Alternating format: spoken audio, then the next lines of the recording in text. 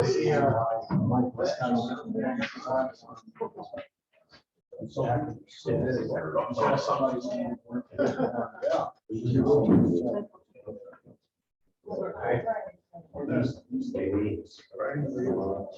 they didn't read, they didn't. We got Dick Gould, Elizabeth Cusack, James Gundel.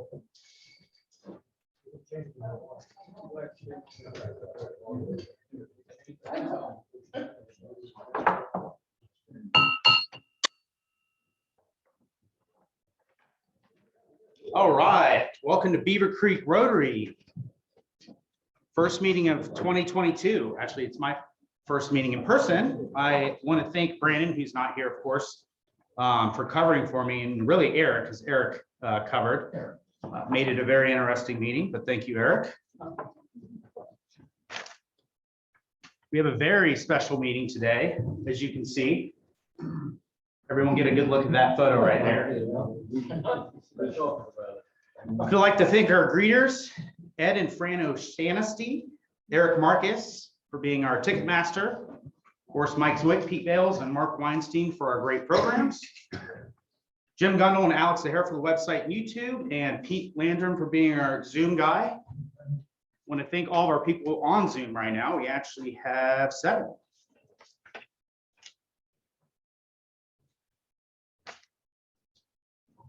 All right, Jim, I'd like to invite you up to do the invocation.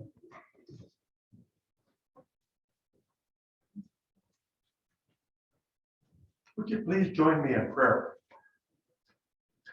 Oh Lord, bless this food for our nourishment and the strength for us for the burdens of service which we gladly shoulder. In your name, amen. Thank you. All right, Secretary's report, David Cusack. Mike Zwick as a guest and expected member. David Brandenburg.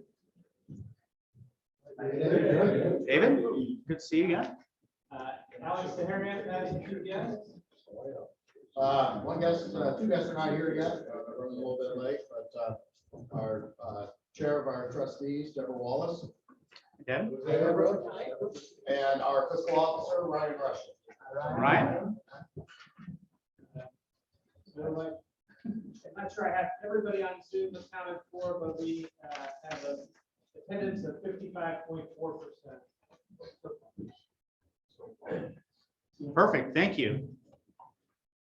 Yeah, we got Dick Gould, Elizabeth Cusack, Eric Marcus, it's on Zoom, Jim Gundel, and Rick Perales online. Thank you guys for joining. All right. One of the better part of the shows, Sergeant at Arms, David Fleming. You hold. No, I don't play to audiences this small. Oh, that's good. Oh my goodness. Oh my goodness. COVID, Delta, Omicron. So tired of hearing about COVID. Did you see Dr. Fauci unload on Senator Rand Paul during the Senate hearings? That was really rich. Fauci cited personal attacks, death threats on his life, and Paul raising money on his website by attacking Fauci. Fauci was really unhappy about that. And then Kansas Senator Roger Marshall asked Dr. Fauci to provide a personal financial disclosure. And Fauci reminded him that they are public records, duh, so anybody can look it up if they want to. So I did. In 2 minutes, I Googled federal salaries. Fauci makes $434,000. In 2020, Dr. Edward Garay made $464,000. There were 88 other doctors working as medical officers for the Veterans Health Administration that made over 400,000 or over. Those are the highest paid federal employees. The rest of federal employees' salaries are capped at 170,000 or something like that, except the president makes 200,000 and the vice president makes 235,000. I don't understand that. Senator Marshall may have had sour grapes, as his salary is a measly $174,000 a year as a United States Senator, or over twice as much as an Ohio State legislator who doesn't have a medical degree. And speaking big money, it's still unclear whether Novak Djokovic will play in the Australian Open. I think they're going to decide that at 4 o'clock this afternoon. Prince Andrew lost his military titles after accusations he was a very bad boy. Ohio State lost 68-78 to Wisconsin, but Butler University, a small school over there in Indiana, beat Georgetown by 14 points. Of course, Georgetown is the bottom of the Big East Conference League.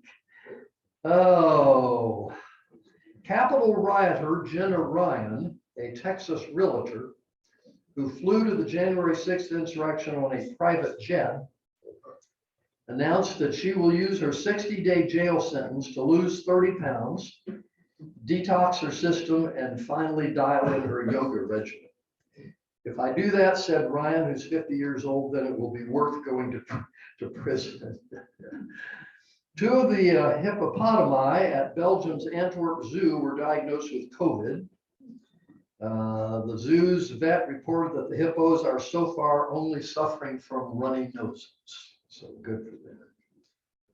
The German Euthanasia Association announced that those seeking to legally end their lives in Germany must now produce proof of COVID vaccinations.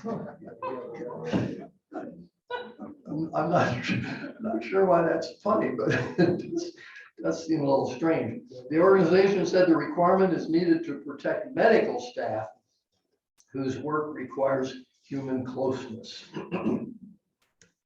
A new study suggested that as little as 15 seconds spent on hypnagogia, the first stage of falling asleep, can triple a person's capacity for creative problem solving afterwards. That's good. Federal court in Germany ruled that a man who injured himself at home while walking from his bed to his desk was technically commuting and is thus entitled to workman's compensation. No, not even in America. Not even in the government, no. Sharon Watley, 50 years old, of Eros, that's a Greek word for love, sexual love. Eros, Louisiana, tried to turn herself in at the Monroe Police Department, but couldn't cite any crime she'd committed. Police found no outstanding warrants, but when Watley repeatedly refused to leave, she successfully got herself arrested for trespassing. A 48-year-old woman stole her daughter's identity and used it to enroll in a Missouri college and passed for 2 years as an undergraduate in her early 20s. Oh, and this one is really good. A Saudi Arabian beauty pageant for camels was rocked by scandal after 43 participants were disqualified for using Botox and other beautification techniques. Breeders compete for some $66 million in prize money at the King Abdulaziz Camel Festival, where dromedaries are judged on their posture, the shape of their head, their neck, and their hump. The sponsored body vowed to impose strict penalties to those who had used the hormones. A Roman Catholic diocese in Sicily apologized to angry parents after its bishop told a group of children that Santa Claus doesn't exist.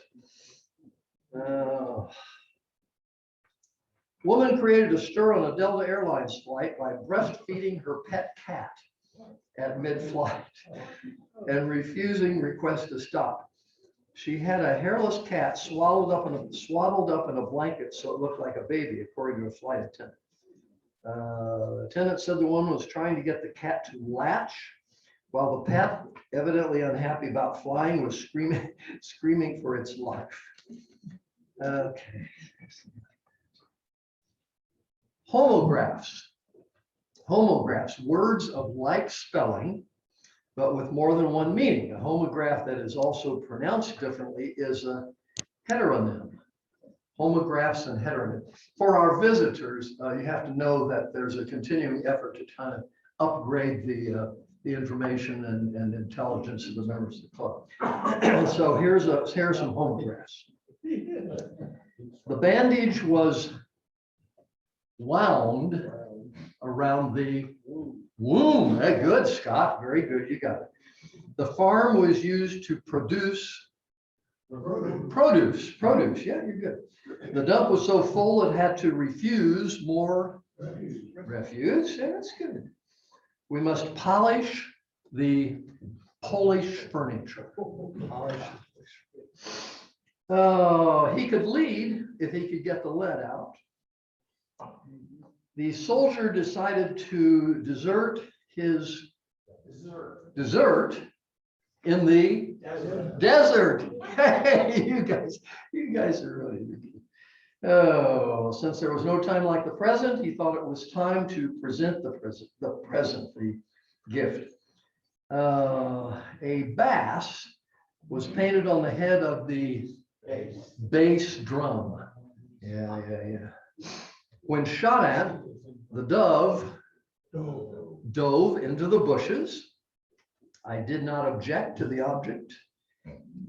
Here's one for Mick Lundy. The insurance was invalid for the invalid. There was a row among the oarsmen about how to row. They were too close to the door to close it. The buck does funny things when the does are present. To help with planning, the farmer taught his sow to sow. The wind was too strong to wind up the sail. Upon seeing the tear in the painting, I shed a tear. Yeah. This table, is this table back here in the corner? My table, right? My table, good. A couple of politicians over there and Jack. Let's face it, English is a crazy language. There's no egg and eggplant, no ham and hamburger, no apple or pine and a pineapple. Quicksand really works very slowly. Boxing rings are square. Why do they call them rings? Boxing rings are square. Guinea pigs, neither from Guinea, nor is the pig. Writers write, but fingers don't fing. Grocers don't gross, and hammers don't ham. If the plural of tooth is teeth, why isn't the plural of booth beef? One goose, two geese. So one moose, two meese. One index, two indices. Doesn't seem crazy. You can make amends, but not one amend. You have a bunch of odds and ends and get rid of all but one of them. What do you call it? You have a bunch of odds and ends. What's missing? Something's missing here. If teachers taught, why don't preachers trot? The vegetarian eats vegetables. What does a humanitarian eat? Oh. Yesterday, my wife ran away with my best friend, Mike. Since when is Mike your best friend? Since yesterday. Yeah. My wife just stopped and said, "You weren't even listening, were you?" I thought to myself, that's a pretty strange way to start off a conversation.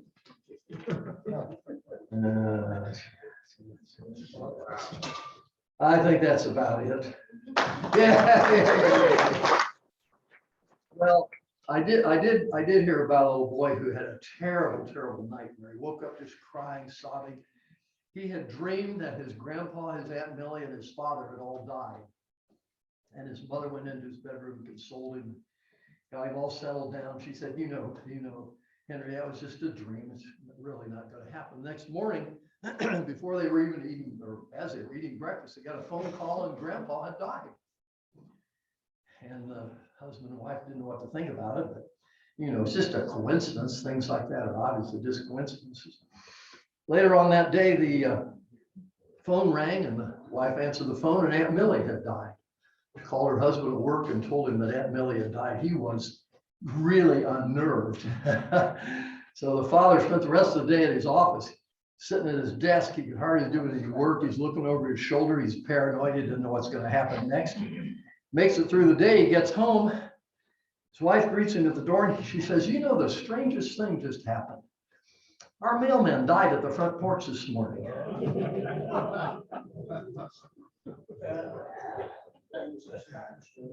Okay, so there are some fines. There are no birthdays on my birthday sheet for this last week. If anybody had a birthday or did something special like that, fess up. So here are some fines. If you've ever been to the Antwerp Belgium Zoo, that's a $1 fine. If you have ever experienced hypnagogia, particularly during a sergeant at arms report, if you've ever experienced that kind of nodding off. If you've ever ridden a camel, that's $1. If you've ever breastfed a cat, that's $1. If you ever denied the existence of Santa Claus, that's a sure $1. And if you're not wearing your Rotary Club pin, as I am, I'm wearing my special sergeant's pin that was given to me a few years ago. If you're not wearing your pin, that's $1. And with that, I will turn the podium over to the president, or back to the president, for the collection of Happy Bucks. Thank you very much. All right, we actually do have one more guest, so I do want to let Alex introduce Tom. I guess I'll introduce Tom Kretz, everybody. Happy Bucks. Who's happy? I love it. So my fiance and I just got our first RSVP feedback for our wedding on April 2nd. So we're very happy. We're excited. And that was a nice little, you know, hey, it's really coming up. Eric, I have a happy bug because tomorrow at 4:30 in the afternoon, there'll be a very unusual occurrence on your television. Yes.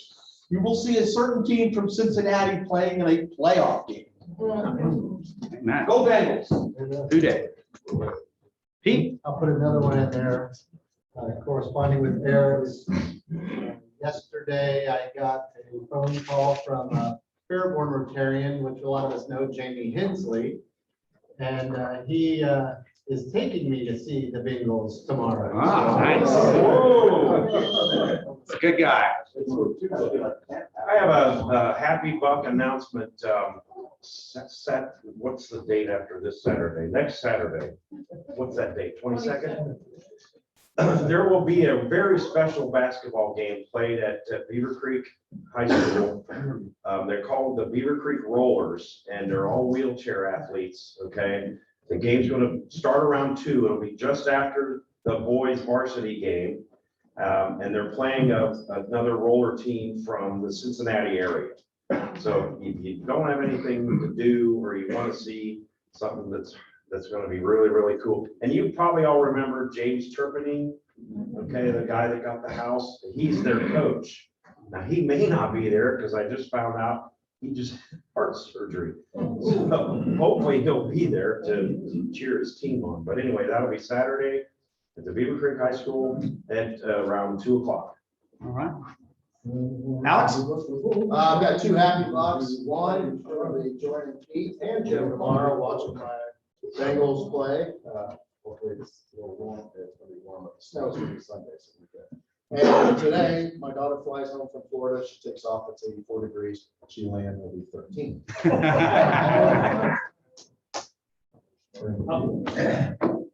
Well, I actually have a happy 5. Shouldn't give a terrible. My wife and I are celebrating our 55th wedding anniversary today.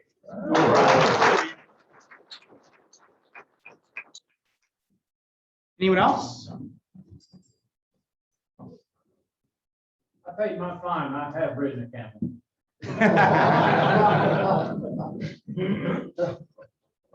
All right.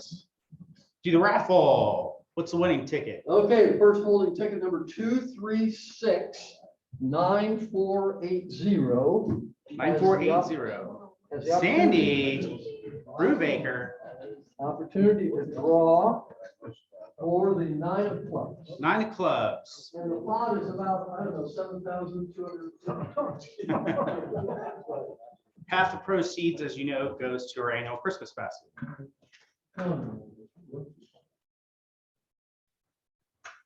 Yeah. Hot Grows.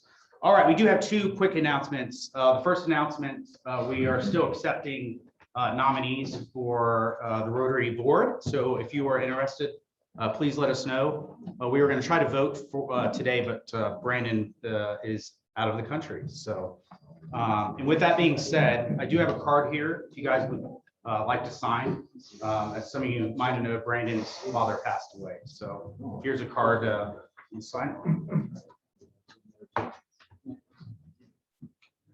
All right, let's go on with the show here. I'm going to invite Deborah Wallace up here to introduce our speaker.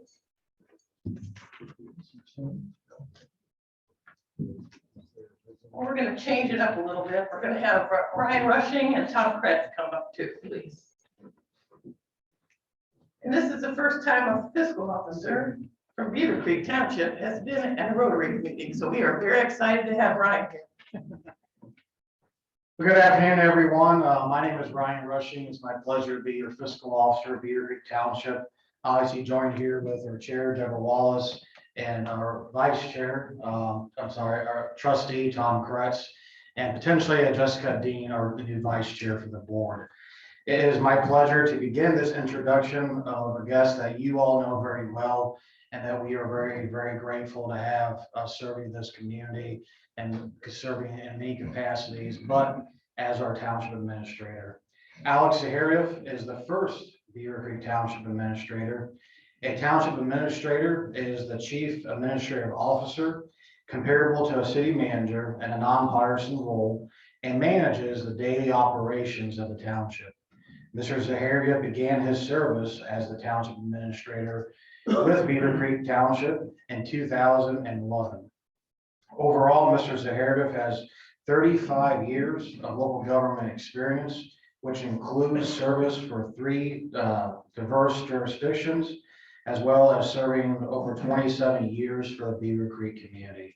And not only is he our township administrator, but also our public safety director. I believe the next is Mr. Tom Kretz. Thanks, Ryan.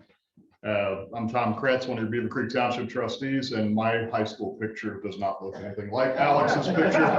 So we'll just get that straight. Now I look exactly like I did then. Just a little more mature. So Beavercreek Township has a population of 56,000 residents covering approximately 52 square miles, and is the fastest growing community in Greene County. As the first township administrator, Alex directed the creation of a township manager form of government. Alex directs and coordinates the overall activities and provides direct supervision of the township department heads, administrative staff, including law enforcement, fire and EMS, roads department, finance, human resources, information technology, and the community development and risk department. Mr. Zahariev is responsible for coordinating the annual township budget process and presenting it to the Board of Trustees for approval. During this time, as the township administrator, Alex has restored staff morale. He's reduced the operating budget while maintaining existing service levels to the community, created a township-wide program budget system, revamped union and non-union salary employee benefits programs, encouraged citizen involvement, and established, that's a lot, 34 shared service agreements between public and private sectors such as the city, the county, and other organizations around the community. So with that, I'll turn it over to Ms. Wallace.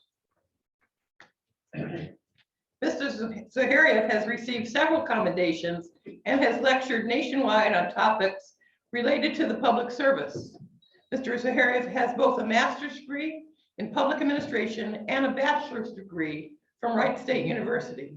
He currently has past service or membership on the following boards and organizations: the International City County Management Association, Ohio City County Management Association, the Dayton Area Managers Association, ex officio member of the Board of Directors of Beavercreek Chamber, past president of this Rotary Club of Beaver Creek, civilian co-chair of the Wright-Patterson Air Force Base Environmental Restoration Committee, Beaver Creek City Schools Superintendent Advisory Committee, Greene County Career Center Superintendent Advisory Committee. So he does a lot. Mr. Zahariev lives in Beaver Creek Township with his wife. He is proud to serve the great community of Beaver Creek Township. It has called his home for 45 years, and he's happy to have his daughter come to town.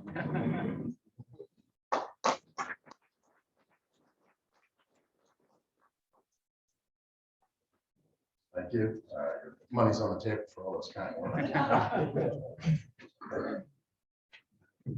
And by the way, that photo was not my high school photo. That was my first photo when I worked for the city of Beaver Creek as an employee. It was on my badge. It's probably in some basement someplace at the city hall. Oh, look at that. It's reading everything it said. Thank you. This is like the first when I come and speak to Rotary. Actually, I spoke at Rotary doing this speech twice, and then a lot of the members were like, you should join. And, several years later, then president, and I always love coming here and speaking about the township. You're kind of my test market because I'll do this probably 6 more times this year. So I speak at other groups as well as Beat does, and then all the homeowners associations as well. So just go through some things that, what we did in 2021 and what we're doing in the future. I'll kind of break down some of the things that each of the departments have done and highlight some of the things they've done. One thing, if you ever hear me say, and you've heard me say it before, I don't do it alone. And I tell my staff on a day-to-day basis that they make me look good. And usually, and then of course, the leadership that I have from our elected officials. So I can't do it without their leadership, as well as the great staff at the township. As you know, Beaver Creek Township's been around for a while, since 1803. We used to go all the way up to almost Lake Erie there. We have some photos in our office, some old maps. Ironically, our first annexation case came from the federal government shortly after 1803, where they took the Northwest Territory, which ended up being the Toledo area. So just imagine that, chief, patrolling that entire section there. This is where Beaver Creek Township is today. Everything you see on this map is Beaver Creek Township. So all of the city of Beaver Creek is within the boundaries of Beaver Creek Township, and parts of the city of Fairborn are in the top section of the map there are also within the boundaries of Beaver Creek Township. Everybody on this map votes for our elected officials. I do oversee operations just in the color section, but oversee the fire department that provides services to the entire map except for the city of Fairborn. So the color section there is what we call the unincorporated area, or areas not in a city. So that's where, for example, our zoning, that's our zoning map. So it's easy to show this. Here's our township organizational chart. This has changed several times since I've come to the township. We've reorganized the township several times. We're constantly evaluating efficiency and operations in the township. So this is our latest version, just approved last year, March of last year in 2021. Under the leadership of Ryan Rushing, when he took office, we revamped. I'll talk about the finance department and some of the finance things, but we revamped the way we did business when it came to financing. And we created a finance department under the township administrator. So I will oversee all the day-to-day operations. The finance department and the finance director and myself work closely with our fiscal officer to ensure not only transparency, but the operations of our financial information, paying our bills is all done in our employees in a timely manner. So first, I want to thank Ryan for his leadership, because we've taken some great steps in the operations of the township. So the finance department now is under the township administrator. However, you see there's a lot of lines that still to the township fiscal officer. And Ryan and I speak weekly. Ryan's in the office, and our finance director, I think, more than a couple times a week speaks with Ryan. Some of the accomplishments, I'll mention some of these, and we'll talk a little bit more about some of them. Obviously, we're always looking at budget cost control. So I know when I first became the administrator in Beavercreek Township, Governor Kasich and the legislator announced local funding cuts. And I had to walk in the door and cut 1.2 million out of the budget. So I wasn't a very popular guy back then, especially with the employees. But we made a decision as a township that we weren't going to go just blame the governor and go out and ask for levies. We actually tightened our belt, looked at things where we could make cuts, worked with our employees and as well as the union, which I'll talk about later, so that we wouldn't have to go ask for more tax money and say it's all because of the state funding cuts. So the good news is there hasn't been any additional state funding cuts, and we don't really anticipate any in the next biannual budget as well. So that's great news. Economic development, I'll talk about that at length, and residential growth, which just had a conversation with Paul today about it. US 35, I'm not going to talk about the super street, but it's essentially done. The only thing that we're waiting on is to turn on the new traffic lights. And then in March, there'll be a final layer of pavement and then striping. And we'll be officially done with that. We did receive funding for Trayvine Valley interchange at US 35. And that wouldn't have happened without working with the county commissioners. And I know 2 commissioners are on Zoom right now. I personally want to thank the county commissioners for supporting the project and providing the local match to get this project through. So I'll talk a little more about that. I'll talk about shared services. Fleet management, we continue to be very successful with our enterprise fleet management program. It's saving the township a lot of money. We're continuing evaluating it. We meet quarterly with fleet management. Now, I'll tell you right now, I could probably sell every pickup truck and make a lot of money, but I don't know if I'm going to get other pickup trucks. We ordered a pickup truck last year in February. Ford, I think 550, and it will be in, if we're lucky, April of this year. So, but it is a good program. Station 65 was completed and opened, and I'll talk about that a little bit later when we talk about the fire department. Little Miami River cleanup. This is a project, believe it or not, that staff and I have been working on for 10 years. The Little Miami is the first scenic river established in the United States. So we have to deal not only with ODNR, but we also have to deal with the federal government when we want to do anything with the river. And there are several log jams on the river causing some major flooding. We went in and with working with ODNR and the National Scenic River folks, which are out of Oklahoma, I believe, we're able to do phase 1 of the cleanup this year. 3 days after we were done, we had 3 inches of rain in that July and had no flooding in the area.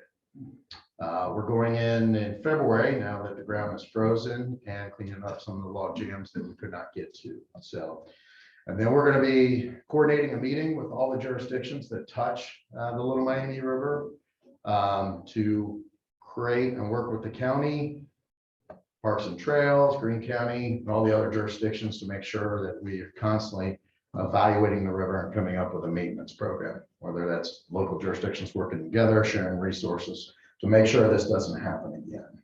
So you can out canoe on it. I know when I was a kid, you can put in at 68 and canoe the whole length. You haven't been able to do that. Xenia Township also did a major cleanup this year using the same contractors we used. You can now kayak or canoe or tube or get on a big rubber ducky at fairgrounds and essentially go all the way down to the county line. So another project that we've been involved with, it doesn't just include Beavercreek Township. This is a city of Beavercreek Township, Bath Township, city of Fairborn project working with Beavercreek Wetlands Association to create essentially 14 miles of nature trails all the way from Creekside in the city, all along the Beaver Creek, essentially in the middle between Beaver Valley and Trayvine Road, all the way up to where the Beaver Creek starts in Bath Township. So there'll be nature trails. Phase 1, we did a ribbon cutting with the city council. And then we as a township, we don't have parks anymore. You heard me talk about that in the past. We deeded all our parks to the county. But we get money set aside for parks with every house that's built. So the subdivision fund in lieu of park fees. So we've used that money to financially support this project. Parts of phase 1 and phase 2, you can see everything that we're gonna be doing there. What's not listed is we also pledged with an agreement approved by the township trustees that our road department staff is going to assist in the work. Because as you know, the Beavercreek wetlands, I spoke earlier or late last year, that's all volunteer. They have one full-time employee and it's all volunteers. So we're going to help them out. Next phase, you're going to see it, planning and working with the city of Beavercreek when Hunter's Ridge put in, which is in the city, and then Hunter's Point, which was in the township. We have entrances to the open space. So there's 3 in Hunter's Point, 2 in, I believe, Hunter's Ridge. We're going to be adding signage to those entrances, whether in the city or the township, and then connecting the trails to the neighborhoods. One thing we do as a township is when we're looking at some of this development, we really encourage the developers to donate and deed land to create a buffer between the wetlands and the Beaver Creek, and then deed it to in the last several years to the township.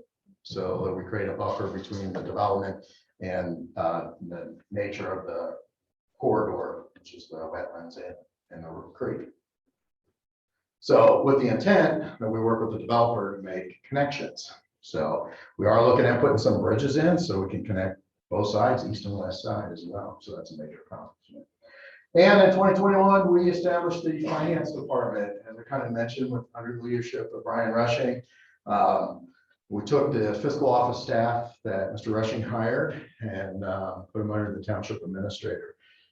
So it's a collaboration. There is a balance of duties and powers between the trustees and the fiscal officers, kind of check and balance. Put it the simplest way. There's a bunch of code sections that explain how it works, but that's the simplest way to do it. But when it comes to day-to-day operations, they report to me. There's no state requirement that the fiscal office is in the office every day and things like that. So it's worked out great. So on that front, let me touch on the American Rescue Plan. I know Pete talked about some of the things that they were going to do with the city of Beavercreek. I will tell you, Pete and I had a conversation when the bill was first established in either House or Senate, because the Office of Management and Budget, the Congressional Office of Management and Budget, sent out a spreadsheet that showed every jurisdiction in the United States and how much money they were getting. So you went down to Beavercreek Township and said 12 million. Wow, that's more than the city of Beavercreek, which prompted a phone call from Pete. So, because they're using City of Beavercreek census tract as well parts of Fairborn census tract for the population. So I said, hey, we'll do things together. We'll work on great projects. So that was a Wednesday. Thursday, the same spreadsheet comes out after the President of the United States signed the bill. I go through and look for Beavercreek Township and it said 0. There was not even a township on there. Not one township in Ohio was listed. So I went from 12 million to 0. And so what happened was there was 5 states that have township form of government. That was missed in one of the bills that ultimately got signed by the president. So we had our state legislator working hard with the feds to fix it.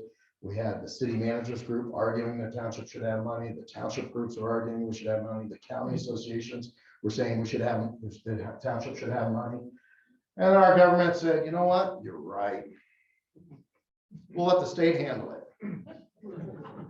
And then they told the state, they said, just take it from the cities. So what they did was just redistribute it, and then they went by census tract. So, and not only did they went by census tract, they went by census tract from the 2010 census data. So even Pete Bales and I had a conversation about that last week, because that township was larger at the time than Beavercreek Township. So, so we didn't get a lot of money, but we did get some money. I know the city manager group had a meeting right after that. They were not happy with the townships, which I don't blame them. You know, it should have been fixed at the federal level, but we only received, we're going to receive at the end of the day, 647,000 and some change. We're going to focus on 3 things. I presented this to the elected officials. We are going to create a permanent fix to the flooding on Factory Road. So we've already been meeting with the city of Beavercreek, county commissioner, sanitary engineering, under the county commissioners. We've hired a engineering firm. There's some design things that were a long time ago. I'm not pointing the finger at anybody. We're just gonna fix it. The city has some development on the west side of Factory Road, so we have all their information. I'm working with their engineering staff to see what can potentially go there, and we're gonna have a permanent fix to the flooding. Now, it's in the floodplain. There are 4 springs up there. We have a lake that leads down there, and the Beaver Creek comes down. We have a little Beaver Creek and the Beaver Creek come together just north of there. So I'm not going to stand up here and say it's never going to flood again, but we're going to make sure it doesn't flood when you get a ½ inch of rain. So we're going to work on some broadband issues. Believe it or not, in the eastern part of the township, we don't have high-speed internet, and some of our residents are lucky to get 10 megabytes. So we're going to be working with them, looking at what the county is doing. We already know what the city's doing. City of Fairborn, we're going to collaborate and look at all those options. And in fact, Beavercreek Township's hosting the first annual Green County Administrators, which is all the city managers and township administrators and county administrator this month. So we're all going to get in a room and start talking about some collaboration if there's room to work together, or just talk about things going on in our community. The last thing we're going to look at is a street sweeper and a vac truck. I know the city's looking at the same thing, but this will help out, especially safety of our road department staff working in storm drains. All right, let's talk about the finance department. I'm not going to read everything up here, but under Ryan's leadership and our new finance director, we're able to move from pretty much outdated financial software to the new live, up-to-date financial software. Last year, 2 years, excuse me, more than that, 2 years ago, I couldn't tell you, if you came to me and said, what's the revenue as of today? I'd say, well, give me 2 weeks and I'll have a report for you. Today, I can look and just log in from anywhere because it's a cloud-based system. So I could be in Europe and tell you exactly what we're spending money on. The other thing that we've done, Mr. Rushing said, hey, we got to be more transparent. I said, I agree. We put all our financial data on our website. Everything there. You can take a look at the same reports that the Board of Township Trustees are presented to by Mr. Rushing every trustee. You can go look down to the penny where we're spending money. Okay. If you don't like our website, then you can go to the open Ohio checkbook. And you can scroll right down and look at everything we're spending money on. So it's your money. So we want to be transparent to show you exactly what we're doing with your money. So, and we just heard a great comment today from another community that wants to match their website on the financial data like ours. So, so let's talk about your property tax. This is just for the unincorporated area of the township. So this doesn't include the city. It's going to be relatively similar, but what's your $100 go to? So right down there, it goes, most of it goes to the schools. Next big chunk goes to the county, and the little end down there comes to the township. So, and all that information is on our website as well. Budget cost control, something that we constantly look at is insurance changes. We are not a part of a consortium or a group. We've talked about joining some of those groups, but having it in-house and able to negotiate every time, every year, gives us the ability to change. So we did a major change, probably this is the 4th time, I think, since I've been with the township that we've made a change. So we were looking at a 23% increase. We changed insurance companies and had a -11. So, and that's your money, affects our employees as well. So looking at the 10-year projections, when we started looking at healthcare and where it was going, especially after the Affordable Care Act, we're about 2.6 million less than where we thought we were going to be. And these are constantly evaluating these changes. Some of the other things we've done in the last several years is wellness programs with wellness incentives. And if we meet those incentives, the insurance company cuts us a check. And we reinvest that right into the employees. And then what was kind of mentioned in the beginning is some of the revamping. When I first got with the township, the employee share of healthcare was 10%. Which was nice, but not sustainable without coming back to the taxpayers and asking for increases. So we were able to work with our union and our non-union folks to phase it into 20%. So you can see the state, Dayton region, and township averages in the state of Ohio there. Our community development risk department, they do a lot. This is something I mentioned. We combine zoning, planning, fire prevention, economic development, and I'm sure code enforcement, zoning code enforcement, under one department, under our leadership of our fire marshal, Randy Grogan, also fellow Rotarian. So that office is very busy, but it's a one-stop shop for all our residents. So if you need to file a permit, you're coming to one location, you're meeting with the same staff. So whether you have to file something for fire prevention and then zoning, it's all in one place. We've got a couple of new businesses, losing one, we're gaining two. QQE just moved in, the old Jack's Pets building. I think they're, how many employees, Max? 98 employees, and they're not even fully moved in yet, and they were asking us to expand the building. So we're going to be meeting with them later this year. And then at Russ Research Center, we have another employee that moved in this year. We are losing GE, as Pete mentioned last week, is moving into the city of Beavercreek. 3 of the plants are being combined into one in the city, and then one plant's going to remain open in the township, which handles most of the military stuff. Here's 2020 numbers in regards to the Beavercreek community and construction valuation. We don't have 2021 numbers yet. They usually come out in March, so you're looking at what we saw for 2020 and March of last year, 2021. Unfortunately, Beavercreek and Beavercreek Township were 1 and 2 when it came to commercial. Beavercreek was #1 for commercial. Beavercreek Township was #1 for residential, and then we were #2 for commercial.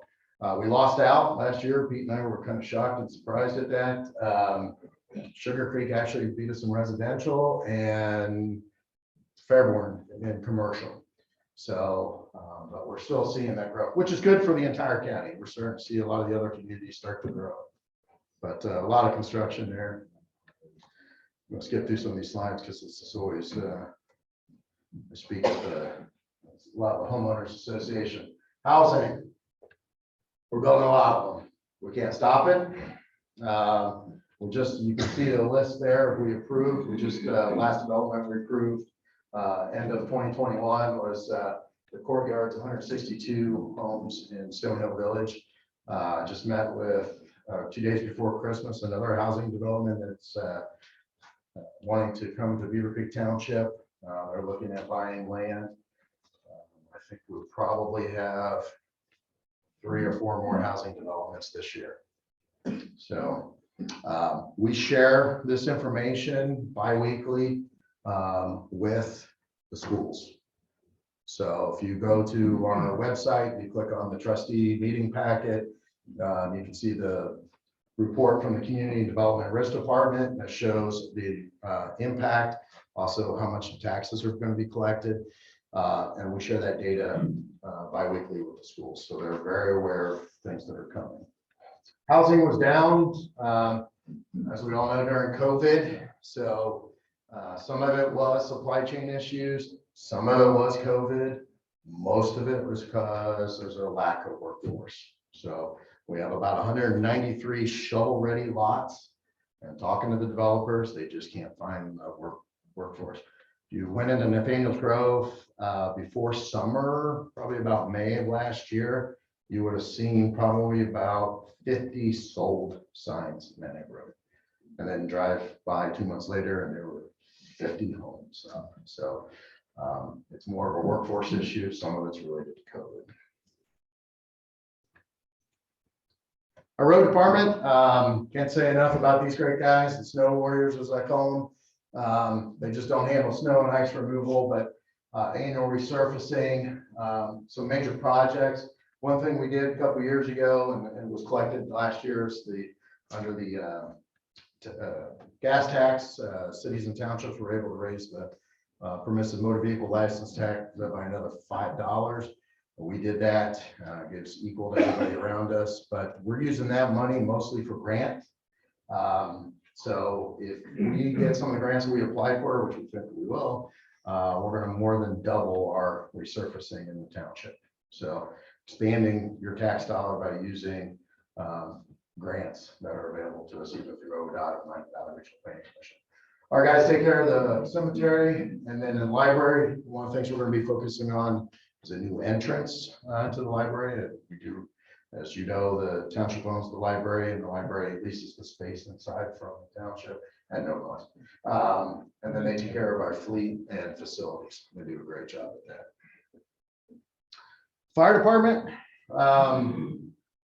Here's the 2021 number, 6,824 incidents. That's an 8.8 increase.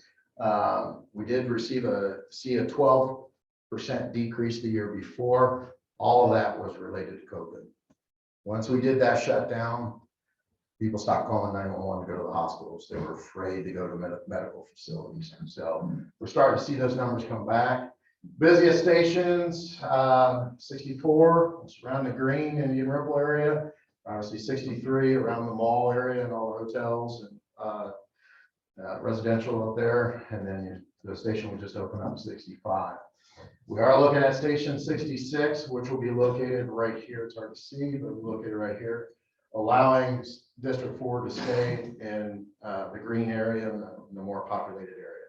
So kind of when we're talking about 50-some square miles, we want to make sure that the fire stations are in a location. I will tell you, 2 days after City Council and the Board of Township Trustees did the ribbon cutting, we had a major incident right down the street from Station 65. And those guys went in, put a fire out, and they were able to save the property. If that station wasn't open, this would have been the first new station of the year. So that's why we have to look at distributing where our fire stations are. And yes, they are big, but our last fire stations lasted over 50 years, and we're building these stations for 50 years of anticipated growth. Can't say enough about our fire department auxiliary. They provide victim assistance, on-scene support. Obviously, the community CERT, community emergency response team, not only what they did for the tornado, but what they did during COVID. We had 10 people out there every day in those clinics helping and assisting the health department and fire department staff give out shots and coordinating traffic patterns and everything else.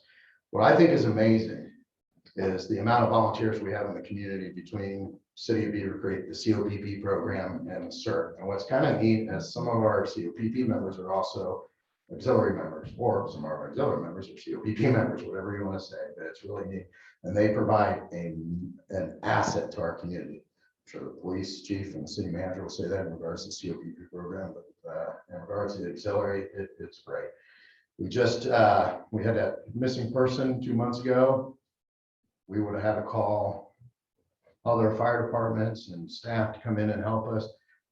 They came out with 50 people and helped us, and they're trained to do searches. So they really helped out the police department and fire department. Call volume, mention it, it's up. This is just national reporting when we have to report to the feds. Everything was up. Most of our calls are EMS. So it's real nice to have a hospital here in our community.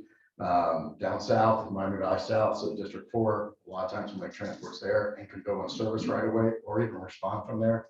But as Pete mentioned last week, Miami Valley is building a standalone ER in this community, which is going to help us out even more. We'll be able to make a transport to either to Kettering Network or Premier Hospital and be in service and turn around and answer the next call. So that's wonderful. Station 65 I mentioned, but we're already designing Station 66 located out of the airport. We are working with the airport. This will be fire department. This will be airport, but we are sharing space, co-locating space to save money. So unfortunately, we have to go through an FAA process where the federal government says, yeah, you can build a fire station. I thought well, this would be pretty easy. We're building a fire station. It's gonna help the airport, help the community. FAA. That's a whole nother hour lecture. Police services in the unincorporated area. We have a contract with the sheriff's office. They do a great job. They respond to just over 16,000 calls in the unincorporated area.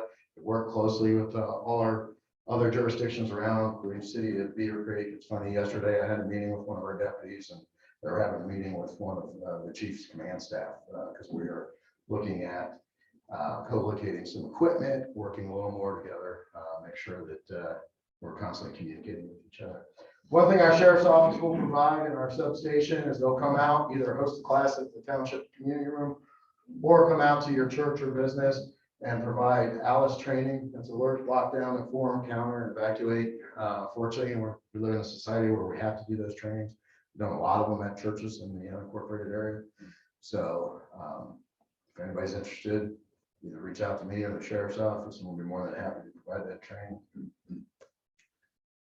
US 35 funding, I mentioned a little bit. It will be a full interchange. It did receive funding approval last year. It will go to bid, put out to bid December of this year, with construction starting in spring of 2023. It's going to be an 18 to 24 month project. So Valley Bell connector, I'll just switch to a picture. We are looking at putting a road in. So you see the new interchange alignment. We're going to connect Valley to Indian Ripple. This is one housing development here, mixed PUD, commercial development there. Roundabouts at each end. At the end of the day, once it's all done, essentially this is going to be Trebine Road. So Trebine Road will go from Indian Ripple all the way up to 235. So phase one is to probably start this year. If we get the Ohio Public Works Commission, we're the highest scoring, so assuming we're going to get it. That'll be this phase. The developer will put this phase in, and then we'll just at some point connect the two dots. We do have Valley Springs Road extension, essentially from the soccer fields where Yellowbrook dead ends. Then this is Valley Springs, which ironically will connect to the new intersection. So this was supposed to be funded in 2024. We funded the football again because the interchange is not done. So we got to wait till the interchange gets done. Got a couple traffic and roundabout projects that are coming. We have several joint projects with the city of Beavercreek. Safety studies, one to look at Alpha Bell and Indian Ripple, to look at new either traffic light or roundabout configuration there. We have one at Fairgrounds and Trebine, and Dayton Xenia Hilltop Trebine, and Dayton Xenia Trebine. So those are all safety projects we're working with, either the ones with the city of Beavercreek or with the county engineer. And I'll end on the shared services. This is something that I'm proud of, and the township's proud of, and my staff should be very proud of, because they're the ones that are actually constantly looking out for these. Beavercreek Township has 34 shared service agreements, and they're listed there who they're with, but it's about $9.3 million in savings to the taxpayers. So what's that mean? That's about, there's two different tax districts, the city and the township, but it's an average savings of $532 to the taxpayer on the valuation of our house. Something we're proud of. We're going to lose one this year. It's already expired. We had one with Bath Township, so that expired at December 31st. So this number will change. So everything's going very well in the township. I'm happy to be here another 4 years. The Board of Township Trustees did extend my contract, and I appreciate it. I started my career with the city of Beavercreek, and back in '87, I think, and I'll be ending my career in the Beavercreek community. So, is there any questions? How's annexation work? Who initiates annexation into the city, for example? So it's annexation is usually, so there's a couple types. I'm not going to do each of the laws, but usually it's a landowner who says, I want to be in this jurisdiction. So if you go back to that map, so like the Fairborn neighborhoods that are also in Beavercreek Township and now in Fairborn, Beavercreek Township said no to those developments. They said, we don't want them. So they said, okay. Well, we'll just go to Fairborn. And Fairborn said, okay, no problem. The problem with that is still in Beaver Creek school system. So those kids up there go to Beaver Creek schools. Most of the time it's property initiated. There are some other provisions, type 1 and type 2 annexation, but it's mostly someone says he's not either happy with us or we say no, and they have choices. They could go to Xenia, they could go to Fairborn, they could go to Kettering. We lost some land to Kettering, or the city. Yeah, it has to touch. Yeah, it has to touch. And there's got to be a certain percentage, depending on what type of annexation. Any other questions? All right, thank you very much.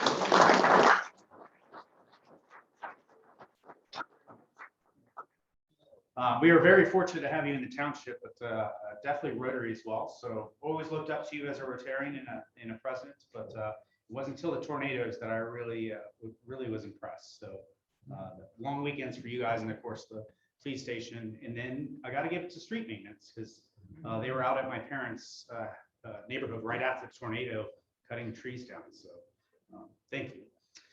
Per tradition, we have a book for you here. It's called I Am Martin Luther King Jr. So we'll have you sign that. Thank you, Beth. Anything else for the good of the club? And the squeak chair, so everybody. Anything else for the good of the club? Next week will be James Investments, so it's a really good meeting. Other than that, we'll see you next Friday. Let's stand for the pledge.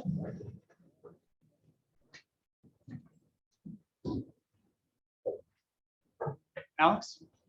I pledge allegiance to the flag of the United States of America and to the republic for which it stands, one nation, under God, indivisible,